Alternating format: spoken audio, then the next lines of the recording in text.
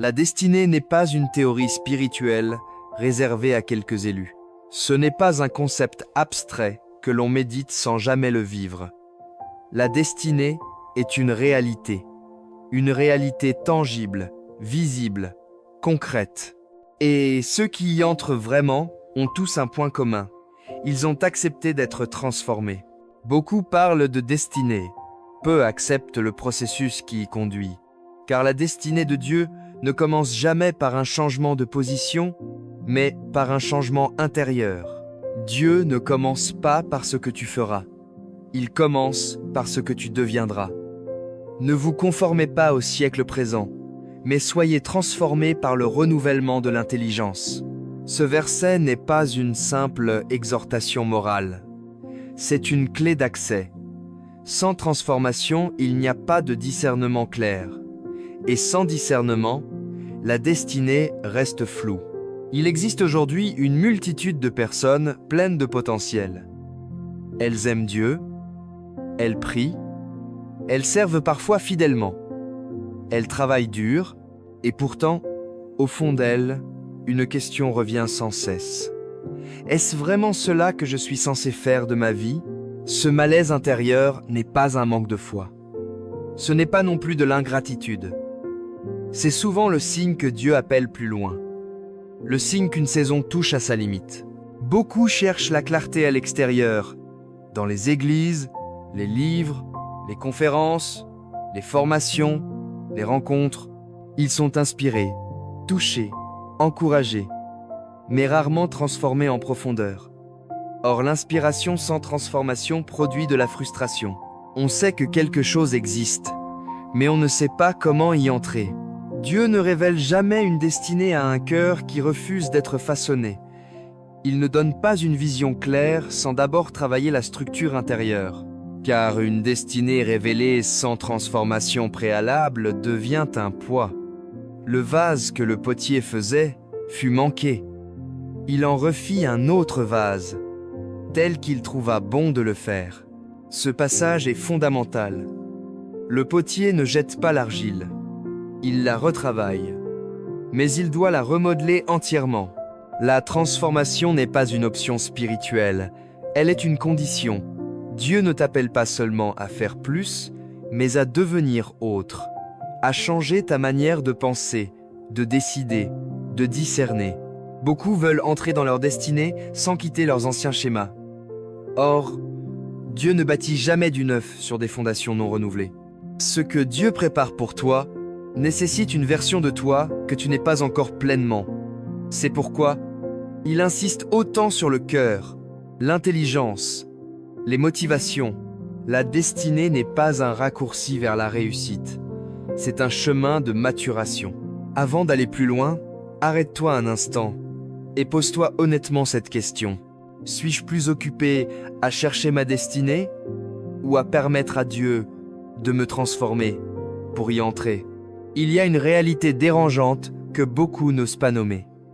Aimer Dieu ne suffit pas toujours à entrer dans sa destinée.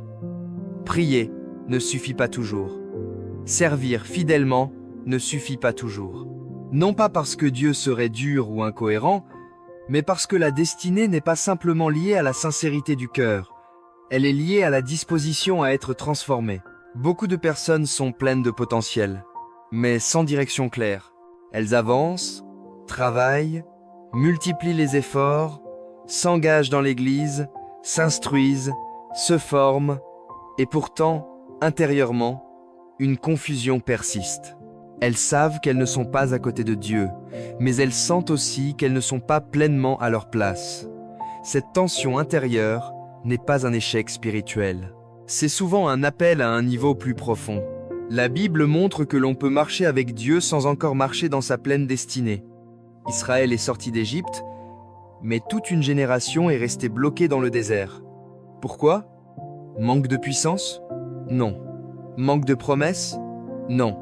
Manque de transformation intérieure. Ils ont toujours un cœur qui s'égare. Le problème n'était pas l'appel, mais la mentalité. Ils avaient quitté l'Égypte géographiquement. Mais l'Égypte n'avait pas quitté leur manière de penser. C'est exactement ce qui bloque beaucoup aujourd'hui. Ils aiment Dieu, mais pensent encore comme avant. Ils prient, mais décident encore selon la peur.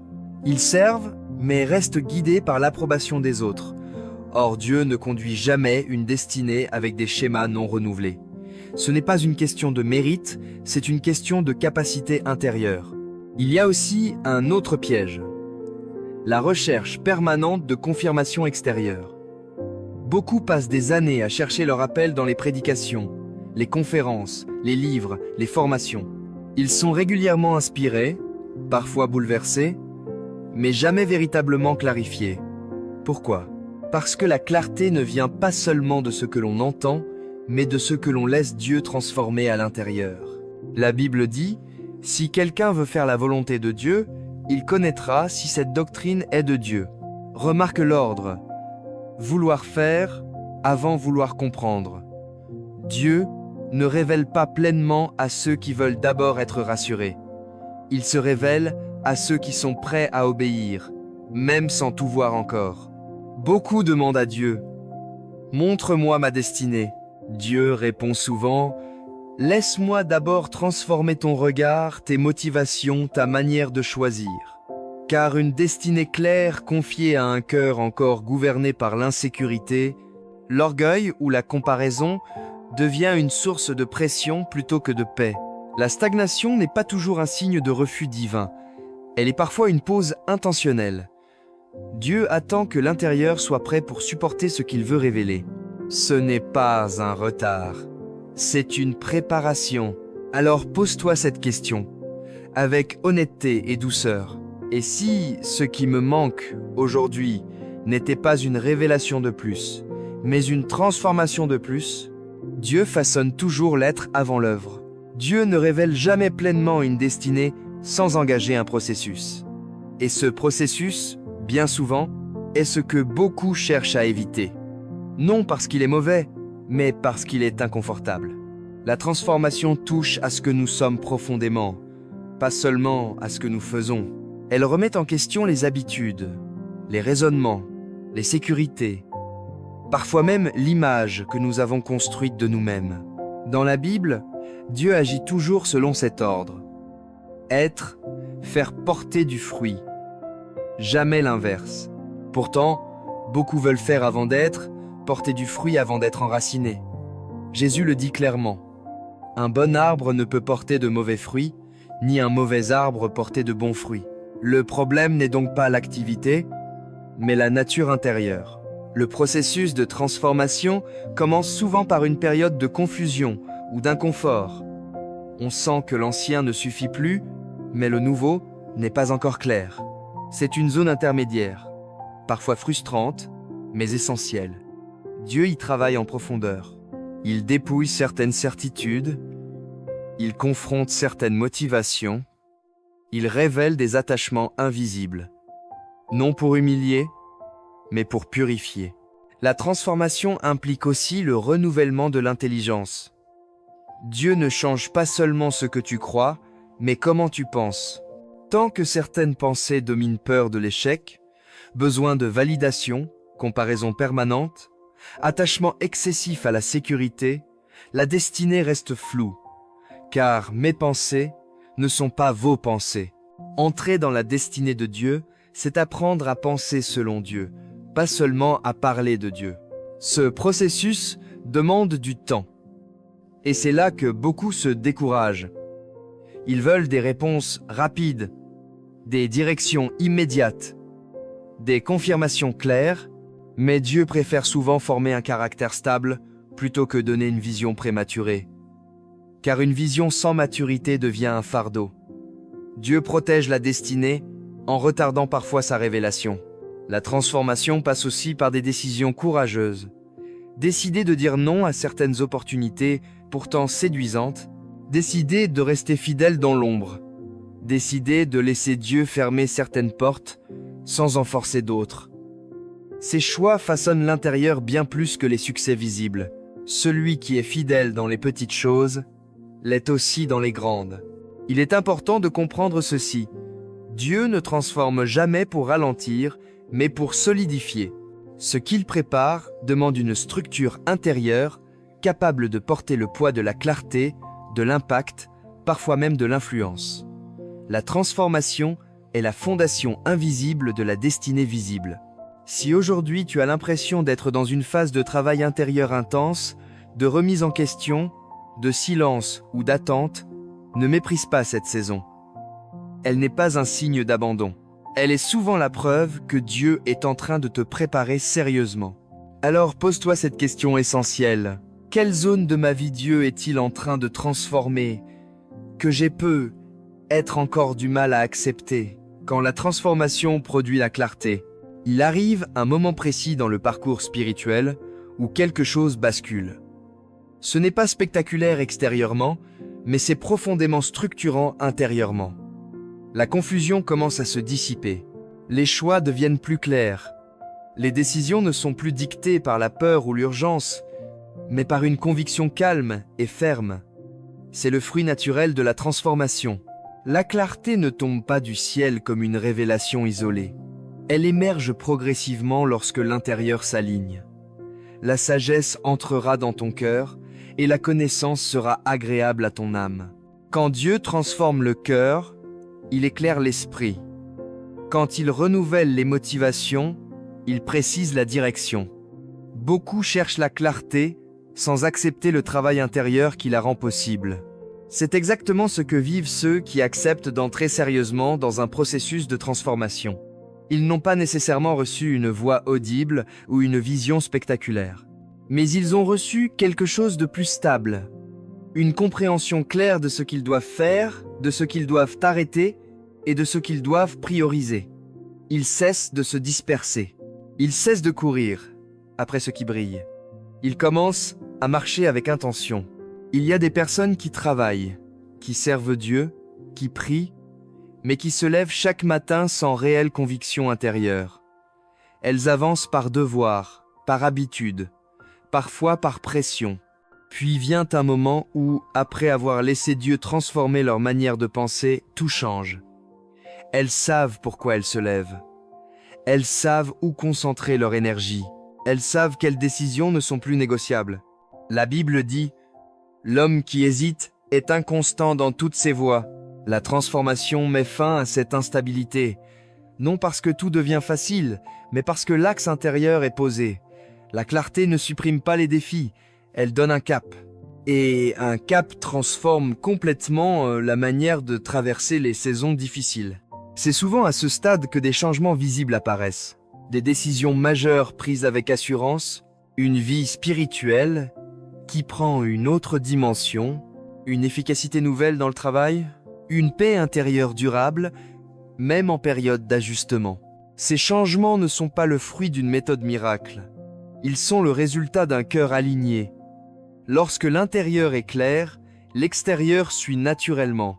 Tes oreilles entendront derrière toi la voix qui dira « Voici le chemin, marchez-y ».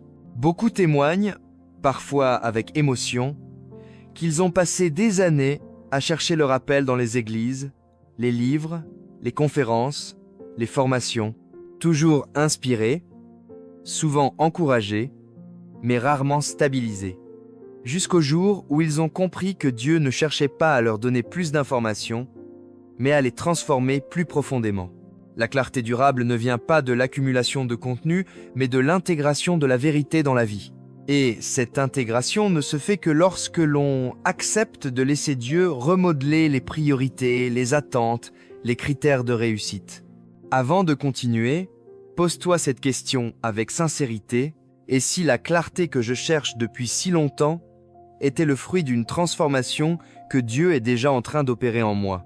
Il y a un moment où la transformation cesse d'être un combat intérieur pour devenir une évidence extérieure. Pas parce que tout est parfait, mais parce que quelque chose est désormais stable. Le cœur est posé. Les choix sont alignés. La direction est claire. C'est à ce moment précis que l'on n'entre plus seulement en théorie dans sa destinée, mais en réalité. La destinée ne commence pas quand tout est compris. Elle commence quand l'obéissance devient naturelle. Quand tu n'as plus besoin de forcer pour avancer. Quand tu ne te lèves plus chaque matin en te demandant si tu es à ta place, mais en sachant pourquoi tu te lèves. La Bible dit « Affermis ton œuvre selon Dieu et tes projets réussiront. Remarque bien, ce n'est pas l'agitation qui produit l'avancement, mais l'affermissement. À ce stade, la transformation devient visible, pas comme une mise en scène spirituelle, mais comme un témoignage vivant. Les décisions sont prises avec assurance, les priorités sont claires, les distractions perdent leur pouvoir. Même les autres commencent à le remarquer. Non parce que tu parles plus fort, mais parce que ta vie parle plus juste. C'est souvent ici que certaines personnes disent « J'aurais tellement aimé comprendre cela plus tôt », non pas par regret amer, mais par lucidité. Elles réalisent qu'elles ont passé des années à chercher leur appel dans des lieux légitimes églises, livres, conférences, formations, mais qu'elles n'avaient pas encore accepté le travail intérieur nécessaire pour y entrer. Elles étaient inspirées, mais pas encore transformées. Motivées, mais pas encore alignées. Quand la transformation est accomplie en profondeur, la destinée cesse d'être floue. Elle devient incarnée. Elle s'exprime dans les choix quotidiens, dans la manière de travailler, de servir, de décider, de gérer le temps, les relations, les responsabilités. Montre-moi ta foi par tes œuvres. Ce verset ne parle pas de performance, mais de cohérence. La foi transformée produit une vie cohérente. Il est important de comprendre que la transformation ne s'arrête pas à l'entrée dans la destinée. Elle continue, mais elle change de nature. Elle n'est plus un arrachement douloureux, mais un ajustement régulier. Dieu continue de façonner, mais à partir d'une base saine. La destinée devient alors un chemin de croissance, non une quête anxieuse. Ceux qui acceptent ce processus deviennent souvent des repères pour d'autres. Non parce qu'ils se présentent comme des modèles parfaits, mais parce qu'ils incarnent une vérité simple. Se laisser transformer par Dieu change réellement une vie. Leur témoignage n'est pas une théorie, c'est une trajectoire. Une trajectoire rendue possible non par un programme magique, mais par une décision profonde. Laisser Dieu faire son œuvre jusqu'au bout. Avant de conclure, prends ce dernier instant de réflexion personnelle. Et si aujourd'hui, Dieu ne te demandait pas de chercher plus loin, mais de lui laisser finir ce qu'il a commencé en toi, souviens-toi de cette promesse. Celui qui a commencé en vous une bonne œuvre la rendra parfaite. La destinée n'est pas une récompense pour les plus rapides. Elle est l'héritage de ceux qui acceptent d'être transformés. Et lorsque cette transformation est pleinement accueillie, la vie cesse de tourner en rond. Elle commence enfin à avancer dans le sens pour lequel elle a été créée. Amen. Si tu as aimé cette parole, partage-la avec tes amis. N'oubliez pas de vous abonner à la chaîne et laissez-nous un commentaire.